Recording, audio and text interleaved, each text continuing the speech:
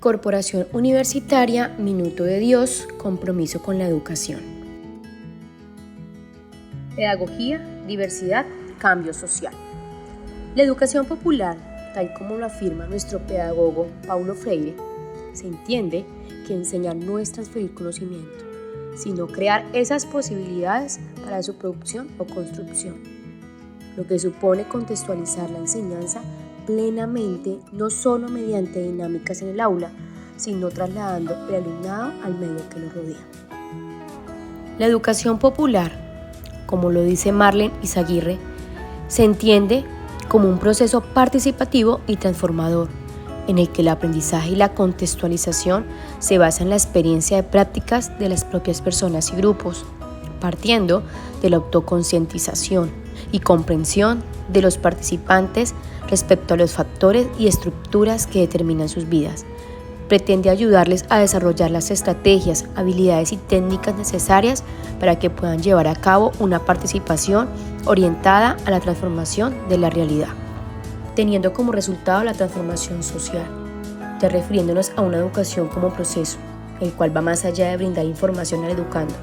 Se trata de crear conciencia en la persona que se educa para que con sus conocimientos pueda aportar a su comunidad.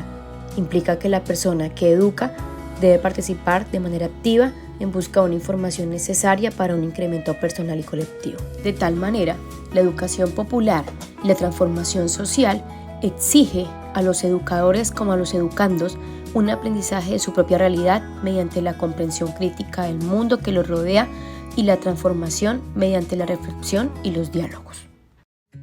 A continuación, hablaremos del resguardo indígena MISAC, donde en este país todos los cambios son demandados por quienes históricamente habían sido llamados indios o indígenas y ahora se reivindican como MISAC, buscando revertir la exclusión y subordinación mediante su reconocimiento como pueblo.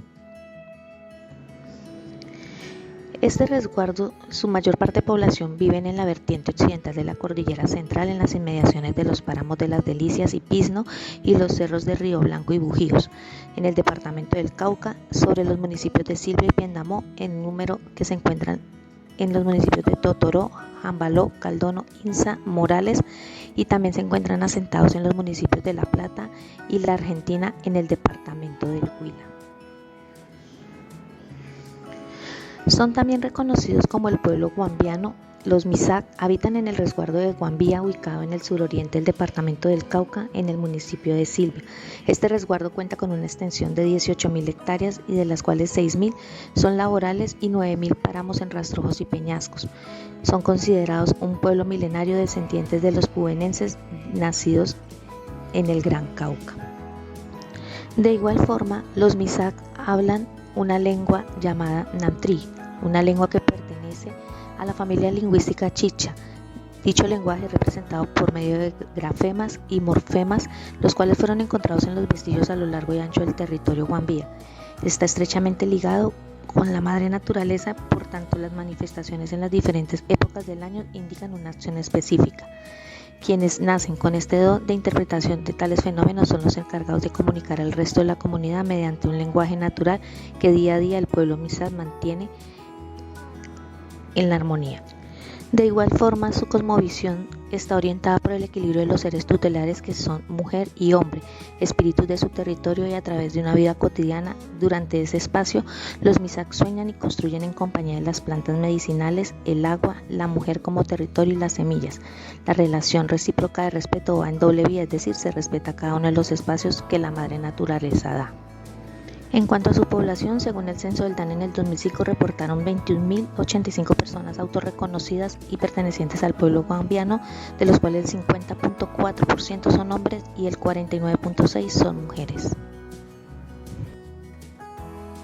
El Estado se manifiesta mediante la ampliación de la cobertura educativa para grupos y o comunidades étnicas que se desarrollan en conjunto con la Iglesia Católica, la cual ha gestado las primeras misiones de educación en Colombia. Por consiguiente, el enfoque educativo de las 35 iglesias asume continuar el proceso de colonización, inhibiendo todos los aspectos culturales de las poblaciones y reforzando la cultura occidental.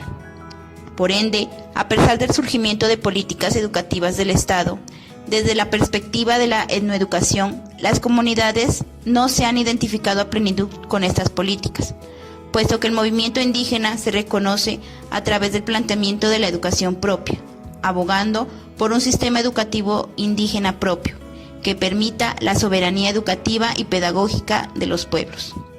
Por su parte, la educación popular, vista como una corriente educativa y pedagógica que reivindica la liberación de los pueblos oprimidos y se propone la recuperación del conocimiento y saberes perdidos e invisibilizados por la expansión del eurocentrismo.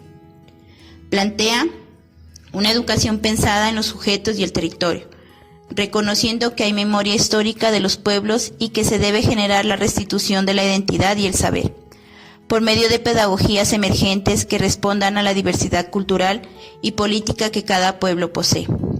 Es la respuesta a un proceso de globalización que lleva al extremo la tendencia impuesta por los estados expansionistas, homogeneizando todo: ciudadanía, economía, política, consumismo, cultura y también educación. No obstante, las comunidades indígenas, afros, campesinas y otras de Latinoamérica, en su lucha por la supervivencia cultural, han notado que la educación occidental desmantela sus prácticas culturales, cosmovisiones y saberes. Aunque las nuevas generaciones en el pueblo Mixag son conscientes del proceso de fortalecimiento cultural en su comunidad, por lo que indagan y expanden su conocimiento en torno a su cultura ancestral. Desde el año de 1980, el pueblo Mixag comienza un nuevo proceso con la recuperación del territorio y su cultura, originando el primer planteamiento educativo Mixag en el año de 1985, con el objeto de fortalecer la educación propia. Este proceso lleva 26 años y se concreta con la existencia de una institución educativa, 6 centros educativos y sus respectivas sedes, 2.600 estudiantes desde el nivel preescolar, básico primario, secundaria y la media vocacional, 115 docentes entre Mixag y no Mixag. Se escoge este grupo porque el pueblo Mixag ha optado por integrar el saber tradicional en las prácticas educativas escolares, aunque sin desprenderse totalmente del conocimiento occidental, entendiendo que la estructura curricular de la escuela responde a las lógicas de un proyecto nación que intenta acaparar a comunidades étnicas comúnmente denominadas como minorías. Se reconoce el contexto histórico de lucha y resistencia del pueblo Mixag y a la escuela como instrumento pedagógico para supervivencia cultural. Además, comprende su legado ancestral reconociendo sus saberes tradicionales a partir del relacionamiento con el territorio y la comunidad. Representa un diálogo entre la educación Mixag y la educación popular, generando así una estrategia pedagógica que vincula los saberes tradicionales con las prácticas educativas escolares. El pueblo Mixag ha luchado por una educación pertinente y adecuada para la realidad de su pueblo y la enfoca desde lo propio. Es decir, es la cultura Mixag el eje central de las dinámicas escolares y de esta manera la escuela, que en la historia sirvió para colonizar y dominar. En el presente es un instrumento pedagógico para la liberación y la pervivencia cultural, a partir de la reivindicación de sus saberes tradicionales. Conclusiones. Se debe fortalecer la reflexión del quehacer del educador popular en el campo de la escuela indígena rural, es decir, reconocer su papel fundamental en el fortalecimiento del vínculo entre comunidad y escuela, problematizando esta última y posteriormente planeando estrategias pedagógicas que fortalecen el diálogo de saberes entre la educación popular, educación propia, la escuela y la comunidad, lógicamente desde una perspectiva de educación liberadora que convierta la práctica de los saberes tradicionales en el vínculo para la reivindicación de su cultura.